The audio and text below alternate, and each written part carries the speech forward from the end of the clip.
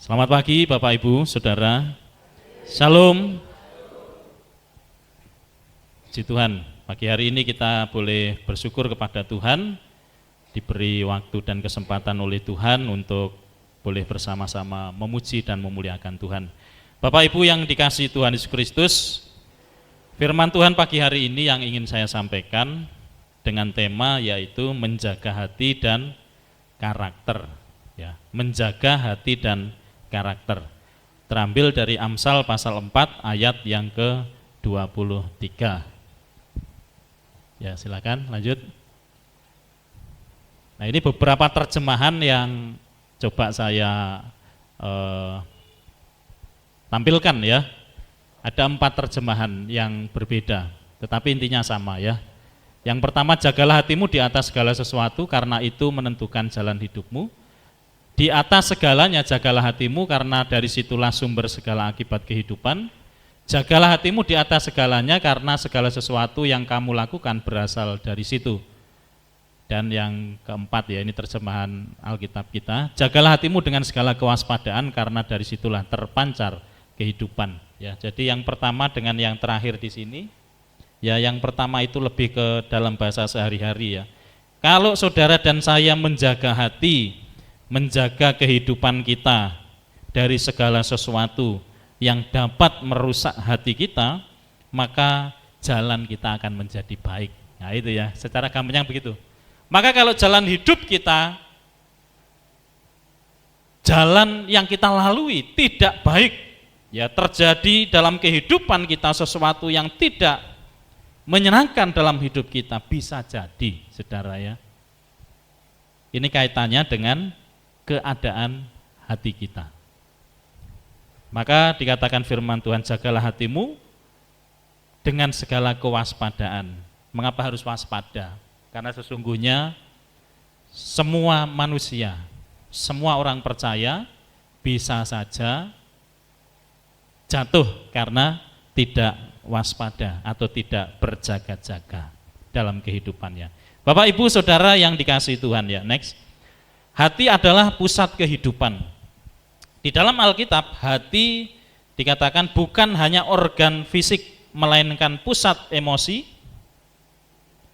akal budi, kehendak, dan juga iman. Apa yang kita simpan di dalam hati akan menentukan arah dan juga kualitas hidup kita. Matius pasal 6 ayat 22 dan 23. Dikatakan mata adalah pelita tubuh. Jika matamu baik, teranglah seluruh tubuhmu. Jika matamu jahat, gelaplah seluruh tubuhmu. Jadi artinya saudara yang dikasihi Tuhan Yesus Kristus, nanti kita belajar bersama-sama ya. Kaitannya apa itu saudara ya. Ternyata saudara dan saya ketika kita menjaga hati kita dengan kualitas yang baik, yaitu takut akan Tuhan, maka kehidupan kita, tindakan kita pun akan juga baik ya. Hati menggerakkan tindakan kita dan mempengaruhi pemikiran serta perilaku kita. Maka zaman ini saudara, segala sesuatu itu bisa terjadi karena dimulai dari bagaimana kita menjaga hati kita. Bagaimana kita menjaga supaya apa yang ada di dalam hati kita ini tidak tercemar oleh kehidupan dunia, oleh hawa nafsu, oleh keinginan daging. Karena saya percaya bahwa hati yang terus meresponi firman Tuhan akan membuat kehidupan dan tindakan kita juga selaras dengan kehendak Tuhan. Nah, ada bahaya saudara ketika kita tidak menjaga hati kita dengan segala kewaspadaan ya. Next, yang pertama, kita mudah menjauh dari Tuhan, saudara ya. Kita mudah menjauh dari Tuhan. Di dalam Ibrani ya pasal 2 ayat yang ke-1. Coba kita buka ya. Dikatakan karena itu harus lebih teliti kita memperhatikan apa yang telah kita dengar supaya kita jangan hanyut di bawah arus. Nah, memperhatikan apa yang kita dengar supaya kita tidak hanyut di bawah arus. Di dalam Matius juga disampaikan, Matius 13 ayat 22 ya, seperti orang dalam perumpamaan tentang penabur dan benih yang menerima firman, tetapi kekhawatiran dunia dan tipu daya kekayaan mencekiknya, hati kita mudah teralihkan dan ditarik untuk menjauh daripada Tuhan. Nah saudara, hati yang tidak dijaga itu membuat kita gampang untuk terbawa tadi ya. Jadi firman mungkin sekali kita dengar, tetapi ketika tadi ada kekhawatiran, kemudian ada tipu daya kekayaan menghimpit kita, maka kita akan dengan mudah menjauh dari Tuhan. Yang kedua ya, next, mudah tersesat saat pencobaan datang. Kita mudah tersesat ketika kita tidak menjaga hati kita. Karena ada keraguan, ketakutan, dan keinginan kita sendiri. Itu yang akan melemahkan iman kita. Ya. Itu yang akan melemahkan iman kita. Perumpamaan tentang penabur menggambarkan hal ini sebagai orang yang tidak memiliki akar yang dalam, sehingga jatuh ketika cobaan atau penganiayaan datang, saudara. Nah Bapak Ibu yang terkasih dalam Tuhan, banyak anak-anak Tuhan yang tersesat dalam kehidupannya. Banyak mereka melenceng dari jalan Tuhan, jatuh dalam pencobaan. Ya karena dimulai dari tadi. Firman Tuhan tidak berakar di dalam kehidupannya. Firman Tuhan tidak tertanam secara kokoh di dalam kehidupannya.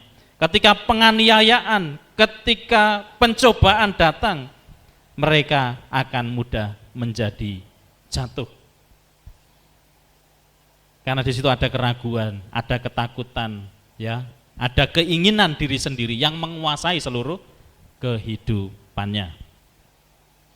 Yang ketiga, saudara, hati kita dapat menjadi keras atau menjadi tumpul.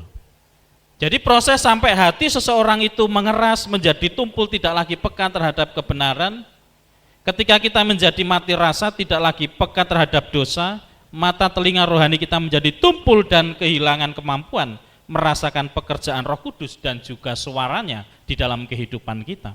Ini dimulai dari tadi, saudara, dari awal tadi ya. Kita mulai menjauh dari Tuhan.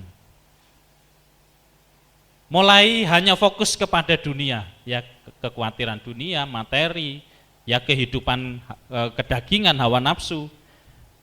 Dengan begitu kita mulai mudah tersesat, mulai mudah jatuh. Kita enggak lagi kuat di dalam iman kita, tetapi mudah jatuh dengan hal-hal yang kecil. Dan pada akhirnya hati menjadi mengeras, hati membatu, dikatakan seperti itu ya. Kita enggak lagi peka terhadap pekerjaan Tuhan dalam hidup kita. Kita enggak lagi fokus kepada suara Tuhan di dalam hidup kita. Firman Tuhan yang disampaikan membuat kita menolaknya, tidak mau mendengar suaranya. Dan ini berakibat kita tidak lagi melihat bahwa pertobatan itu sesuatu yang penting dalam hidup kita, dan pada akhirnya menjauh dari Tuhan, menjauh dari Allah. Dan Paulus menggambarkan hal ini sebagai pikiran yang gelap, hati yang keras, dan tidak memiliki rasa malu ya di dalam setiap kehidupannya. Dan kita kehilangan semua perasaan. Nah ini saudara, ini bagian di mana seseorang itu sudah menganggap ya hidupnya itu hanya untuk apa yang menyenangkan dia. Tidak lagi melihat kebenaran lewat firman Tuhan, tidak lagi merasa butuh pertobatan ketika dia berada di jalan yang salah, tidak lagi menerima teguran ataupun nasihat untuk kebaikan kehidupannya. Ya. Nah inilah bahaya saudara, ketika hati kita itu sudah mulai tidak kita jaga atau kita biarkan. Ya, lama kelamaan tadi mulai kepekaannya itu akan berkurang. Ya, kepekaan terhadap suara Tuhan yang dulunya kita dengar firman itu langsung kita respon, kita lakukan, kemudian kita mengikuti firman Tuhan, tetapi ketika hati sudah mulai mengeras, maka firman itu rasanya biasa saja dan berlalu begitu saja dari kehidupan kita. Tidak ada sesuatu yang penting yang harus kita respon dari firman Tuhan itu. Nah pertanyaannya adalah saudara, bagaimana supaya kita tidak menjauh dari Tuhan, supaya kita tidak mudah tersesat dan jatuh dalam pencobaan, supaya hati kita tetap hati yang merespon suara Tuhan, hati yang tetap lemah lembut, hati yang tetap mau dibentuk, diarahkan oleh Tuhan supaya hidup kita berkenan kepada Tuhan. Next. Jadi di sini dikatakan menjaga atau memelihara hati kita, saudara. Nah, kata menjaga itu dari bahasa aslinya yaitu natsar, yang artinya ialah melindungi, memelihara, menjaga agar tetap aman, serta melestarikan dan mengamati dengan seksama. Nah, di dalam kitab Mazmur, saudara, kata natsar ini berbicara tentang bagaimana Allah itu memelihara, melindungi dan menjaga umatnya. Jadi dari satu pihak Allah itu menjaga kita, memelihara kita, tetapi kita pun harus merespon. Dengan apa, saudara? Dengan kita memelihara perjanjian dan perintah Tuhan. Jadi menjaga di sini akan terjadi ketika saudara dan saya merespon Tuhan yang memelihara, melindungi, ya, menopang kehidupan kita, dan kita merespon dengan memelihara firman-Nya, merespon dengan hidup mentaatinya. Tuhan menyatakan perlindungan dan penjagaannya, tetapi kalau kita tidak meresponnya, maka saudara dan saya juga tidak akan bisa melakukan apa yang dikehendaki oleh Tuhan. Karena sesungguhnya menjaga hati kita supaya tetap murni, supaya tetap berkenan kepada Tuhan, itu bukan karena usaha kita, tetapi karena kasih karunia Tuhan. Kasih karunia Tuhan dinyatakan, kemudian kita meresponnya dengan apa? Membuka hati kita. Tidak menutup, ya, karena kitab Wahyu mengatakan Tuhan itu mengetuk pintu hati kita. Kita yang harus buka hati dengan kesadaran, dengan kesungguhan. Kalau kita buka hati, Tuhan akan masuk, Tuhan akan memimpin, Tuhan akan mengendalikan kehidupan kita. Maka peran kita adalah kita harus terima ketika Tuhan memimpin kehidupan kita. Nah, bagaimana cara kita menjaga hati kita, saudara? Ya, next. Yang pertama adalah perhatikan apa yang masuk dan keluar dari mulut kita. Amsal pasal 4 ayat 24, buanglah mulut serong daripadamu, jauhkanlah bibir yang dolak-dalik daripadamu, saudara. Ya.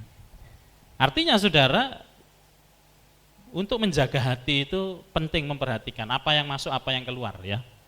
Yang masuk itu apa? Yang masuk itu ya biasanya makanan, apa yang kita makan, apa yang kita minum, apa yang menyenangkan tubuh jasmani kita. Ini penting. Karena orang-orang yang nggak mau jaga hidupnya, ya, tadi asal-asalan saja. Kalau kita menganggap bahwa tubuh kita itu bait Tuhan, bait Roh Kudus, maka kita pun akan menjaga, saudara, ya. Apa yang baik untuk diri kita, untuk kesehatan kita, pasti itu berkenan kepada Tuhan. Apa yang nggak baik, yang nggak berkenan, ya jangan kita lakukan, kan gitu. Apa Pak contohnya? Ya Bapak Ibu tahu sendirilah. Pokoknya yang masuk kalau itu nggak baik untuk tubuh kita, ya jangan dimakan, jangan diminum. Ini gitu, saudara, ya. Oh iya ngerti, nah, kan gitu, saudara, ya. Terus yang kedua, yang keluar, saudara. Yang keluar itu adalah ya tadi perkataan. Perkataan kita apakah memuliakan Tuhan? Yang keluar dari mulut kita apakah hal-hal yang memberkati, hal-hal yang menjadikan Tuhan itu ditinggikan? Atau justru sebaliknya, yang keluar adalah kemarahan, kesombongan, ya, dusta, fitnah, hujat dan lain sebagainya. Nah, ini penting, saudara, ya. Jagalah hatimu, karena dari situlah terpancar kehidupan. Jadi yang keluar, memang nggak ada orang yang tahu isi hati kita. Isi hati Bapak Ibu Saudara, yang ada di hati Bapak Ibu Saudara, yang tahu ya hanya kita dan Tuhan. Tetapi kita akan mengerti apa yang ada di dalam hati kita itu ketika orang berbicara, ketika dia berkata-kata. Ya, engkau akan tahu bagaimana keadaan hatinya. Firman Tuhan mengatakan tidak mungkin mata air yang baik mengeluarkan air yang tidak baik, atau mata air yang tidak baik mengeluarkan air yang baik. Jadi dari hati kita itu akan tercermin lewat setiap perkataan-perkataan kita. Nah, ini penting sekali, saudara. Untuk menjaga hati kita berarti harus memperhatikan dengan benar-benar apa yang masuk dan juga apa yang keluar. Yang kedua, ya next, perhatikan apa yang kita lihat dan apa yang kita dengar. Di Ibrani pasal 2 ayat 1 tadi ya, supaya kita nggak terbawa arus, perhatikan apa yang kau dengar. Ini termasuk hal-hal yang jelas, ya, apa yang kita tonton, ya kalau anak-anak sekarang, apa yang jadi tontonannya, oh senengnya nonton, iki setan-setan gitu saudara ya, saudara jadi kebawa, jadi penakut kan gitu, yang dilihat itu terus gitu kan, senengnya nonton drakor, dracin, terus apa lagi, gitu ya, sinetron gitu. Jadi kebawa itu saudara di rumah tangga gitu kan. Jadi wah mikir suaminya, wah aduh bojoku kok selingkuh gini saudara. Nah itu karena apa? Karena tontonan, hati-hati saudara ya. Kok duitnya orang dikek aku kabeh, wah jojo disimpan sebagian. Nah itu kan ya akibat drama tadi loh saudara. Ya ini yang senyum-senyum yang sering nonton dracin, drakor ini ya. Hati-hati saudara, yang dilihat, terus buku yang dibaca, apa itu buku yang kita baca, kalau bukunya benar, bukunya baik, itu akan berdampak dalam kehidupan. Tapi kalau yang nggak benar itu pun akan mempengaruhi cara berpikir kita. Musik juga berpengaruh. Oh musiknya sing orang genah, ya itu akan mempengaruhi kita juga. Yang kita dengar ya, apa yang kita renungkan. Oh di YouTube saudara mau buka apa saja itu ada. Mau khotbah model apa, renungan seperti apa, mau pengajaran seperti apa ada. Tetapi harus bijaksana ya. Sampai kita salah melihat, mendengar, merenungkan, maka kita pun akan salah dalam kehidupan kita. Orang-orang yang paling sering kita habiskan waktu untuk bersama, dengan siapa kita bergaul itu akan mempengaruhi kehidupan kita. Saudara yang orang baik nggak suka gosip, tapi kumpulannya karo orang suka gosip, lama-lama apa? Jadi pinter gosip gitu loh saudara. Maka penting firman Tuhan katakan pergaulan yang buruk merusakkan kebiasaan yang baik. Kebiasaan yang baik harus dijaga. Kalau saudara tahu, oh kok aku makin kesini makin kesono gitu ya, jangan diteruskan, cut gitu saudara ya. Kita yang tahu gitu loh. Pergaulan kita itu dengan siapa? Kita itu nggak membatasi pergaulan, tapi kalau pergaulan saudara membuat saudara nggak makin setia kepada Tuhan, membuat saudara nggak makin bertumbuh di dalam iman, berarti pergaulan yang salah, gitu loh. Nah ini menjadi penting, ya, karena dunia akan semakin condong ke situ, kan semakin enak gitu saudara ya. Untuk hal-hal yang nggak benar itu kan, wah semakin enak kita semakin terini, tapi hati-hati ya. Jadi ciri pergaulan yang baik akan membawa kita makin dekat dengan Tuhan, setia dalam iman, dan terus makin bertumbuh di dalam kerohanian. Itu cirinya. Kalau enggak berarti kita sedang menuju pergaulan yang tidak benar. Kita harus saring ya, lingkungan, pergaulan, dan ya siapa saja yang bisa membawa kita makin setia, makin berdampak hidupnya, atau justru tidak, kan gitu saudara. Ya, kemudian pikiran, perasaan, ya kehidupan kita semuanya juga sangat mempengaruhi, ya. Jadi sering saya katakan saudara, kita itu yang punya kendali. Apa yang mau saudara dengar, yang mau saudara lihat, itu tergantung kita. Jadi jangan terus semua kita dengar, kita lihat gitu ya, sehingga kita bingung sendiri. Jadi kalau ini sesuatu yang baik, yang benar, oke saya dengar. Kalau ini sesuatu yang enggak ini, ya sudah enggak usah saya dengar. Ini yang baik saya lihat, kalau enggak baik ya sudah enggak saya lihat, kan begitu saudara. Supaya apa? Tidak mempengaruhi kehidupan kita. Karena sesungguhnya semua akan membentuk ya kehidupan kita. Dan saya percaya kalau Bapak Ibu ya semakin banyak Bapak Ibu itu melihat, membaca ya firman Tuhan, semakin setia saudara itu rajin bersekutu, rajin berkumpul, rajin memuji Tuhan, yang didengar itu adalah hal yang baik, kesaksian-kesaksian yang memberkati, kesaksian yang menguatkan, pasti apa? Hidup kita pasti akan terbangun saudara. Itu sudah pasti ya. Jadi kalau kita merasa, oh ini kok sudah nggak benar, sudah cut, jangan diteruskan, gitu aja saudara ya. Yang ketiga, next ya, perhatikan apa yang kita pikirkan. Ya tadi yang masuk keluar, yang kita lihat, yang kita dengar, sekarang yang kita pikirkan. Ya ini bukan hanya tentang hal menghilangkan atau menjauhkan hal-hal tertentu, tetapi juga tentang apa yang kita pilih untuk fokus dan sengaja kita masukkan ke dalam pikiran kita. Ya. Jadi apa yang kita pikirkan itu penting sekali, saudara ya. Maka semakin hari kita memikirkan sesuatu yang baik, sesuatu yang benar, maka fokus kita akan tertuju kepada hal yang baik dan benar. Ya, hati dan pikiran kita itu adalah makhluk yang terbiasa dengan kebiasaan dan akan terus berputar-putar di jalur dan pikiran yang sama. Semakin kita berpikir ya tadi, berpikir maju, berpikir benar, misalkan dalam pelayanan kita berpikir, oh ini untuk pekerjaan Tuhan, ini untuk kemajuan pelayanan Tuhan, maka ya tadi ya saudara, pikiran kita, hati kita itu akan mengarah ke sana gitu. Tapi ketika kita memikirkan yang lain, kita memikirkan hal-hal yang mungkin bisa melemahkan kehidupan kita, maka hati dan pikiran juga akan fokus ke situ, bukan fokus kepada sesuatu yang baik dan benar. Dan jika jalur tertentu itu adalah sesuatu yang justru seperti tadi ya, percakapan negatif, rasa putus asa, iri hati, godaan, maka sesungguhnya kita sedang berada di situasi yang salah atau masalah yang besar dalam kehidupan kita, saudara. Ya, sekali lagi, yang masuk, yang keluar dari mulut, yang kita lihat, yang kita dengar, apa yang kita pikirkan, kuncinya ada di kita, bukan di orang lain. Orang lain itu, atau situasi seperti apapun, mau berdampak negatif kepada kita, tetapi kalau kita meresponnya dengan benar, kita tidak terbawa arus, kita punya batasan yang jelas, maka saudara dan saya aman, kan gitu. Ya kuncinya di hati tadi. Mari kita jaga hati kita untuk terus boleh ya diterangi oleh firman Tuhan. Bapak Ibu, zaman ini banyak sekali tantangan yang sedang terjadi dalam kehidupan kita, ya.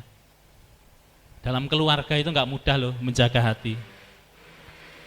Kalau enggak jaga hati, maka mata ini bisa kemana-mana, kuping ini bisa membuka hal-hal yang enggak baik, mulut ini bisa memasukkan sesuatu yang enggak baik, mengeluarkan sesuatu yang enggak baik. Pikiran ini juga bisa terjadi seperti itu.